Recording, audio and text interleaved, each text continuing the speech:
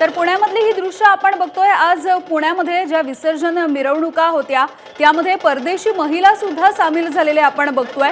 काही जणी खास जर्मनीवरून सुद्धा यामध्ये सहभागी झालेले आहेत। अनेक दिवस त्यांनी पुण्यामध्ये येऊन या सगळ्या मैदानी खेळांचं प्रशिक्षण सुद्धा घेतलं। तर नाशिकमधली ही दृश्य आपण बघतोय। नाशिकमध्ये सुद्धा अगदी सकाळपासून बाप्पाला निरोप दिला जात होता आणि विद्यार्थी असतील, तरुणाई असेल, ही सगळी रस्त्यावरती उतरलेली आपण पाहतोय। पारंपरिक जे मैदानी खेळ आहेत, ज्या कवायती आहेत, या सगळ्याचं प्रात्यक्षिक सादर करण्यात आलेली आहे।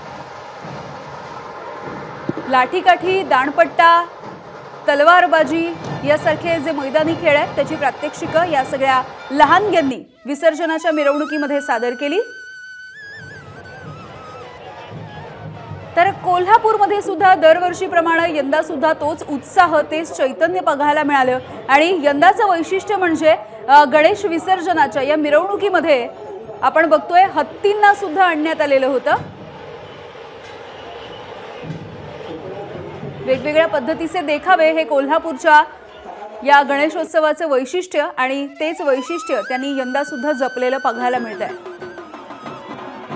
तर ही दृश्य आहेत सोलापूरमधली, राज्यातली महत्त्वाची शहर आहेत त्या पद्धतीनं गावोगावी सुद्धा, ज्या मोठ्या शहरांमध्ये सुद्धा अशाच पद्धतीचा उत्साह बघायला मिळतोय। लेझिमच्या तालावरती या सगळ्या तरुणाईने ठेका धरलेला आहे।